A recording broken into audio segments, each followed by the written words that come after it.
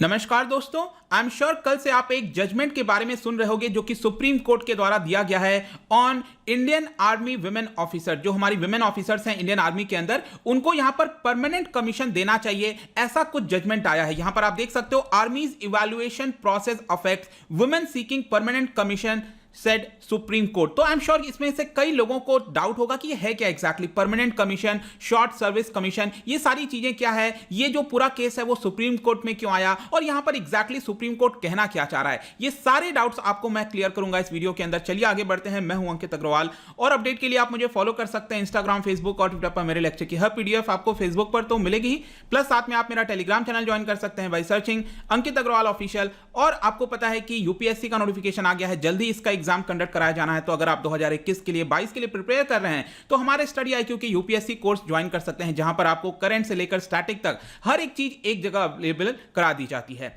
तो चलिए यहां पर इस पूरे मुद्दे को समझने से पहले आपको सबसे पहले समझना होगा कि ये परमानेंट कमीशन और शॉर्ट सर्विस कमीशन, इसके अंदर इन दोनों में अंतर क्या होता है जब हम इंडियन आर्मी की बात करते हैं। तो देखिए, अगर हमें इंडियन आर्मी में जाना है, भर्ती होना है, तो यहां पर जो ऑफिसर है या तो वो परमानेंट कमीशन के तौर पर जा सकता है या फिर जो शॉर्ट सर्विस कमीशन होता है उसके रास्ते से जा सकता है। अगर आप परमानेंट कमीशन में आपका सिलेक्शन होता है तो यहां पर एनडीए हो गया, नेशनल डिफेंस एकेडमी जो कि पुणे में है, या फिर आईएमए हो गया, इंडियन मिलिट्री एकेडमी जो कि देहरादून में है। इन दोनों जगह पर यहां पर परमानेंट कमीशन वाले जो ऑफिसर्स होते हैं उनकी ट्रेनिंग होती है।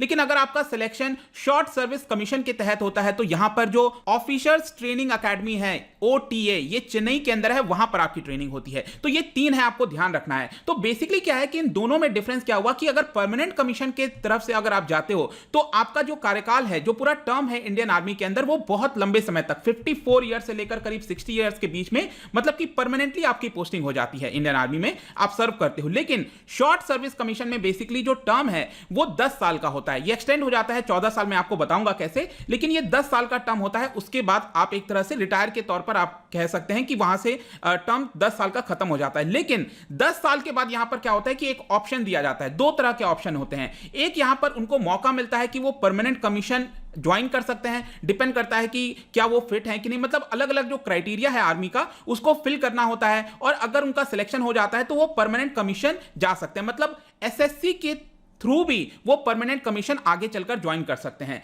लेकिन अगर उनका सिलेक्शन नहीं होता है तो यहां पर ऑप्ट आउट भी कर सकते हैं। लेकिन उनके पास एक और ऑप्शन दिया जाता है कि अगर उनका सपोज सिलेक्शन नहीं हो पाया परमानेंट कमीशन में, तो यहां पर 4 साल का एक्सटेंशन मिल जाता है शॉर्ट सर्विस कमीशन के अंदर ही, मतलब कि और 4 साल वो सर्व कर सकते हैं आर्मी के अंदर, मतलब मैक्सिमम एसएससी के तहत वो 14 साल तक सर्व कर सकते हैं, और इन 4 सालों में जब वो चाहे रिजाइन भी कर सकते हैं, ऐसा ऑप्शन दिया जाता है। तो बेसिकली अभी तक क्या होता आ रहा था कि जो मेल ऑफिसर्स हैं उनको तो यहां पर क्या था कि एसएससी के बाद परमानेंट कमीशन भी दे दिया जाता था, लेकिन जो वुमेन ऑफिसर्स हैं उनके पास ऑप्शन ही नहीं होता था परमानेंट कमीशन का। जी हां, वुमेन ऑफिसर्स के पास ऑप्शन ही नहीं होता था, उनको भर्ती नहीं किया जाता था परमानेंट कमीशन के तौर पर। जो वुमेन ऑफिसर्स हैं वो मैक्सिमम 10 साल तक के लिए या फिर 14 साल जो मैंने आपको बताया वहां तक सर्व कर सकती थी, उसके बाद नहीं होता था। इसकी वजह से क्या होता है कि जो रैंकिंग है, जो पोजीशंस है उनकी इंडियन आर्मी में, वो मैक्सिमम अगर आप देखोगे तो कर्नल तक ही आ पाते थे और उसके ऊपर नहीं जा पाते थे, और उसके ऊपर ज्यादातर आपको सभी जो है मेल ऑफिसर्स ही देखने को मिलते हैं। लेकिन आगे चलकर क्या होता है, 2010 में, मैं आपको बता दूं कि 2010 में दिल्ली हाईकोर्ट का फैसला आया था।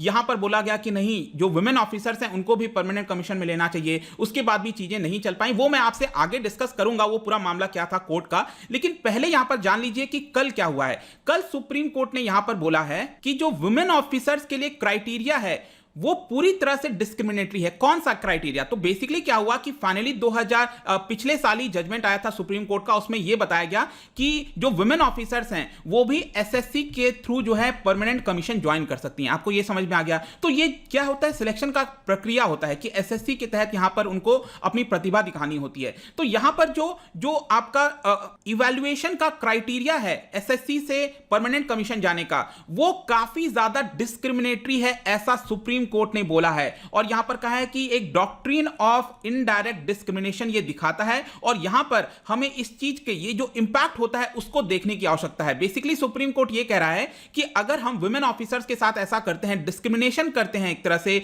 तो यहां पर हम जो महिलाओं की भागीदारी है समाज के अंदर उसको एक तरह से एक्सक्लूड करना चाहते हैं। मतलब कि वुमेन को जो है हम अपने सोसाइटी के अंदर उसको एक्सक्लूड कर रहे हैं और यहां पर वुमेन की गलती नहीं है, it is beyond their control. मैं आपको धीरे धीरे बताऊंगा एग्जैक्टली है क्या, उन्होंने क्यों बोला ऐसा। Structures of society have been created by males for males. तो यहां पर डायरेक्टली हमला किया एक तरह से आप कह सकते हो सुप्रीम कोर्ट ने कि यहां पर जो सोसाइटी में स्ट्रक्चर्स बनाए गए हैं हमारे समाज के अंदर वो मेल के द्वारा ही बनाए गए हैं और पुरुषों के लिए ही बनाए गए हैं। तो एक कड़े शब्दों में यहां पर निंदा की है सुप्रीम कोर्ट ने। Adjustment both in thought and letter are necessary to rebuild the structure. तो यहां पर जो लेटर एंड स्पिरिट की हम बात करते हैं ना, उसकी हमें पालना करनी चाहिए। और आप देख सकते हो सुप्रीम कोर्ट ने यह बोला, it is not enough to proudly said that कि हम वुमेन ऑफिसर्स को अलाउ करते हैं। यहां पर बहुत सारे ऐसे देश हैं जो वुमेन को अलाउ नहीं करते आर्मी में, लेकिन हम एज अ डेमोक्रेटिक कंट्री यहां पर प्राउडली कहते हैं कि वुमेन ऑफिसर्स भी हमारे आर्मी के अंदर सर्व कर सकती हैं। लेकिन ट्रू पिक्चर अगर हम देखें तो यहां पर भी उनको काफी डिस्क्रिमिनेट किया जाता है और जो इक्वालिटी है वो एक तरह से सिंबल की तरह हम यहां पर करते हैं। तो चलिए यहां पर एग्जैक्टली हुआ क्या था, ये पूरा केस कैसे आया। मैंने आपको क्या बताया था अभी कि वुमेन ऑफिसर्स को पहले अलाउ नहीं किया जाता था परमानेंट कमीशन में। फाइनली क्या हुआ, पूरा केस वगैरह चला दिल्ली हाई कोर्ट के अंदर। 2010 में दिल्ली हाई कोर्ट ने फैसला सुनाया कि नहीं, ये गलत है, हमें वुमेन ऑफिसर्स को भी परमानेंट कमीशन के अंदर अलाउ करना चाहिए। लेकिन जैसा कि आपको पता है कि इसको इंप्लीमेंट करने में बहुत लंबा समय लग गया। मतलब 2010 में ये जजमेंट आया था और इसके ऊपर कोई भी कार्रवाई नहीं हो पाई थी। फाइनली जाकर पिछले साल की बात है, 2020 में फरवरी के महीने के आसपास वहां पर सुप्रीम कोर्ट का पूरा फैसला है और सुप्रीम कोर्ट ने दिल्ली हाई कोर्ट का ये जो जजमेंट है उसको सही ठहराया और ये कहा कि यहां पर जो वुमेन ऑफिसर्स हैं अगेन उनको परमानेंट कमीशन देना चाहिए। तो अब सुप्रीम कोर्ट का फैसला आ गया, तो मतलब कि सरकार को इसकी पालना करनी पड़ेगी।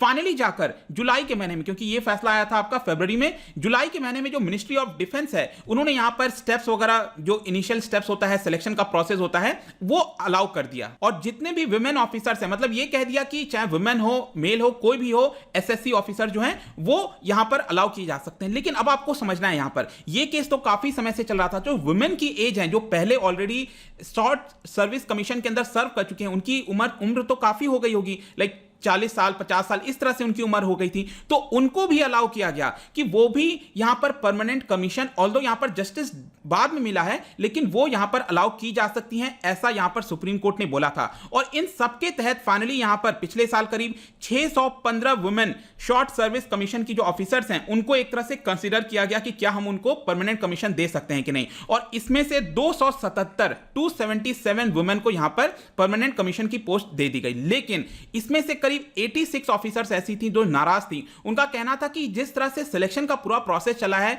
वो गलत है, इंडियन आर्मी ने ऐसा गलत किया है और इसकी वजह से वो यहां पर सुप्रीम कोर्ट में यहां पर याचिका दायर कर दिया उन्होंने और ये कहा कि जो सिलेक्शन का प्रोसीजर है यहां पर जो मेल ऑफिसर्स के लिए होता है वही सेम जो है आपका वुमेन ऑफिसर्स के लिए डाल दिया गया है। मतलब आपको मैंने क्या बताया कि जो वुमेन ऑफिसर्स हैं जो एसएससी में सर्व की हुई थी उनकी उम्र अब 40-50 साल हो गई, तो यहां पर उनके ऊपर जो मेडिकल स्टैंडर्ड्स होने चाहिए, जो क्राइटेरिया होना चाहिए फिटनेस का, वो सेम रखा गया आर्मी के द्वारा जो मेल ऑफिसर्स के लिए होता है 25 से 30 वर्ष, जिनकी उम्र होती है मेल ऑफिसर्स की, जो 25 से 30 वर्ष के होते हैं। ऑब्वियस सी बात है उनकी मेडिकल कंडीशंस तो वुमेन से बहुत बेहतर होंगी और वुमेन की यहां पर 40 से 50 साल की हम बात कर रहे हैं, तो दोनों को सेम क्राइटेरिया पर रखना ऑब्वियस सी बात है बहुत सारी जो महिलाएं हैं वो यहां पर क्वालिफाई नहीं कर पाएंगी और इसी की वजह से जो 86 ऑफिसर्स थी वो यहां पर सुप्रीम कोर्ट में चली गई और उन्होंने कहा कि ऐसा नहीं होना चाहिए। और फाइनली सुप्रीम कोर्ट का ये जवाब आया कल यहां पर और सुप्रीम कोर्ट ने कहा है कि यह पूरी तरह से आर्बिट्री है और इरैशनल है।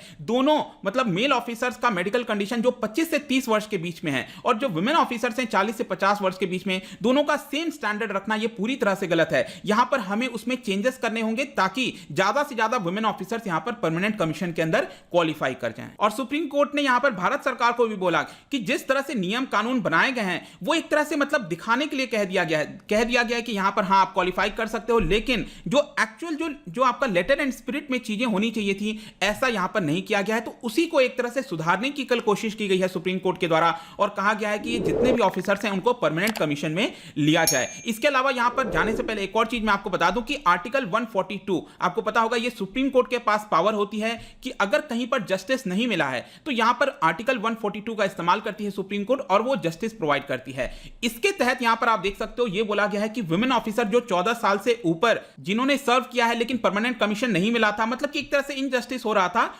अब होता क्या है इंडियन आर्मी के अंदर, मैं बता दूं कि अगर आप 20 साल तक क्वालिफाई आपने सर्व किया है इंडियन आर्मी के अंदर, तभी आपको पेंशन की सुविधा मिलेगी। ध्यान रखिएगा, अगर आपने 20 साल तक सर्व किया है तभी पेंशन मिलेगा। लेकिन मैंने आपको क्या बताया कि वुमेन को 14 साल तक ये अलाउड था, उससे ऊपर जा ही नहीं सकती थी, जिसकी वजह से उनको पेंशन का सुविधा ही नहीं मिल पाता था। लेकिन यहां पर उस गलती को सुधारने के लिए एक तरह से रेट्रोस्पेक्टिवली आप कह सकते हो कि सुप्रीम कोर्ट ने 142 का इस्तेमाल करते हुए यह कहा है कि जो भी वुमेन ऑफिसर करना चाहती थी यहां पर उनको यहां पर जो पेंशन की सुविधा है वो मिलनी चाहिए, ऐसा सुप्रीम कोर्ट का जजमेंट आया है। तो आई होप कि यहां पर आपको सभी डाउट जितनी भी चीजें हैं सुप्रीम कोर्ट का ये जो ऑर्डर था इससे रिलेटेड समझ में आ गया होगा, क्लियर हो गया होगा। जाने से पहले हम इंडियन आर्मी की जब बात कर रहे हैं, यहां पर 2 स्टेटमेंट है इनसे रिलेटेड, क्या आप मुझे बता सकते हो कौन सा स्टेटमेंट करेक्ट होगा? इसका जो राइट आंसर है देखिए आपको मेरे इंस्टाग्राम पर तो मिलेगा ही, अगर आप इंस्टा पे नहीं हो कोई बात नहीं, टेलीग्राम से भी आप इसका राइट आंसर ले सकते हैं। मैं कई सारे एमसीक्यूज यहां पर डालता रहता हूं स्टोरीज के फॉर्म में, आप जाकर प्ले कर सकते हो। अगर आप मुझसे इकोनॉमी पढ़ना चाहते हैं, कोई भी कोर्स परचेज करना चाहते हैं, स्टडी IQ